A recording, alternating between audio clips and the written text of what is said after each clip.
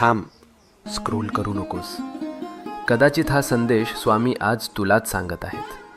आपण सगळे प्रार्थना करतो ना, रात्री उशीवर डोकं ठेवल्यावर मनातलं सगळं देवाला सांगतो आणि मनापासून अपेक्षा करतो की उद्या काहीतरी बदल होईल.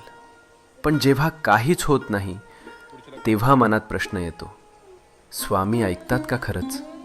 ऐक, स्वामी नेहमी उत्तर देतात.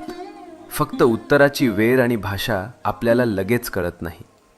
जेव्हा काही आपल्या भल्यासाठी असतं तेव्हा स्वामी हो म्हणतात. जेव्हा ते आपल्याला दुखवणार असतं तेव्हा स्वामी नाही म्हणतात. आणि जेव्हा आपल्याला अजून थोडं मजबूत व्हायचं असतं तेव्हा स्वामी शांतपणे म्हणतात, थांब, योग्य वेळी देतो. म्हणून हार मानू नको. तुझ्या प्रार्थनेचं उत्तर येतंय.